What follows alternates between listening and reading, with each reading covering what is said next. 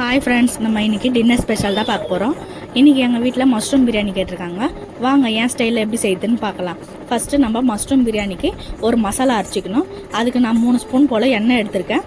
2 வெங்காயம் நல்லா அரிஞ்சு போட்டிருக்கேன். அதுக்கப்புறமா 3 பச்சை மிளகாய் கீரி போட்டிருக்கேன். ஒரு 4 முந்திரி போல் நல்லா எல்லாத்தையும் சேர்த்து நல்லா வதக்கிட்டு, ஒரு கைப்பிடி புதினா, ஒரு கைப்பிடி மல்லி இலை போட்டு நல்லா வதக்கிட்டு அதை ஒரு மிக்ஸி ஜாரில் மாற்றி வச்சுருங்க.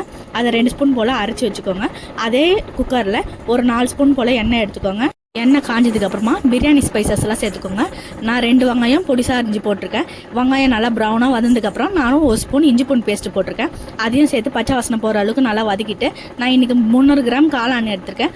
அதையும் போட்டு நல்லா மிக்ஸ் பண்ணிவிட்டு, இன்றைக்கி 2 ஸ்பூன் போல் நான் தயிர் எடுத்திருக்கேன். தயிர் இப்போ நம்ம அரைச்சி வச்சுருந்தோம்ல, அந்த மசாலாவும் சேர்த்து நல்லா மிக்ஸ் பண்ணிக்கோங்க. இப்போ சின்ன தக்காளி 1 எடுத்திருக்கேன். பெரிய தக்காளி பாதி சேர்த்துக்கோங்க. இன்றைக்கி நான் சின்ன தக்காளி 1 எடுத்திருக்கேன். அதையும் போட்டு நல்லா மிக்ஸ் பண்ணிவிட்டு, இப்போ நம்ம மசாலா சேர்த்துக்கலாம். 1 ஸ்பூன் சில்லி பவுடர், ஒரு 1.5 ஸ்பூன் பிரியாணி மசாலா எல்லாத்தையும் போட்டு நல்லா மிக்ஸ் பண்ணிவிட்டு, தேவையான அளவு உப்பு. நான் இன்றைக்கி 2 டம்ளர் அரிசி எடுத்திருக்கேன்.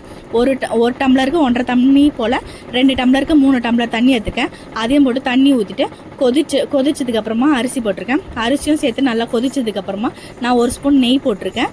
நல்லா மிக்ஸ் பண்ணி எடுத்துகிட்டு, இப்போ நான் 2 விசில் விட்டுருக்கேன். 2 விசில் வந்ததுக்கப்புறமா கொஞ்ச நேரம் விட்டுட்டு அப்புறம் ஓப்பன் பண்ணி பார்த்தேன். வாசனையும் சும்மா கமன்னு சூப்பராக இருந்துச்சு. இன்றைக்கி எங்கள் வீட்டில் மஷ்ரூம் பிரியாணி, ரைத்தா, முட்டை.